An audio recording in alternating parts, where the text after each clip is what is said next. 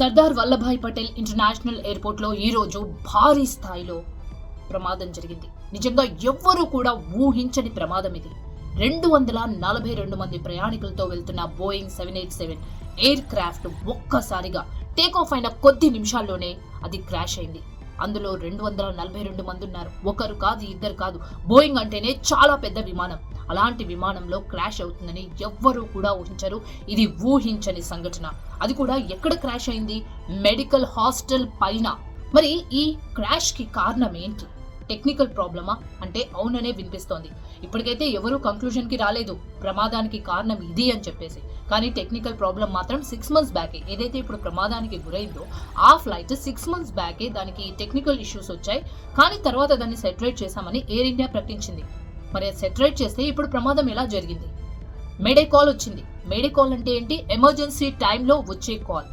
ఆ కాల్ ఏటీసీకి వచ్చిందని చెప్పి డీజీసీఏ ప్రకటించింది. అంటే దాంట్లో టెక్నికల్ ప్రాబ్లం ఉంది అని మాత్రం క్లియర్ గా ఇప్పుడు మాత్రం చెప్పగలుగుతాం. అదేంటంటే ఇంజన్ లో మంటలు వచ్చాయి, ఒక్కసారిగా పేలింది అనే మాటలు కూడా వినిపిస్తున్నాయి. ఓవరాల్ గా ఇప్పుడు మాత్రం క్లియర్ గా ఏది చెప్పలేం. కానీ బ్లాక్ బాక్స్ దొరికితే అందులో నుంచి ఇన్ఫర్మేషన్ మాత్రం క్లియర్ కట్ గా ఉంటుంది. కాబట్టి అప్పుడే ఈ ప్రమాదానికి గల కారణాలు తెలిసే అవకాశం ఉంది. క్షతగాత్రులు భారీ స్థాయిలో ఉన్నారు. మృతుల సంఖ్య కూడా అన్ఫార్చునేట్ గా భారీ స్థాయిలో ఉండే అవకాశం అయితే ఉంది.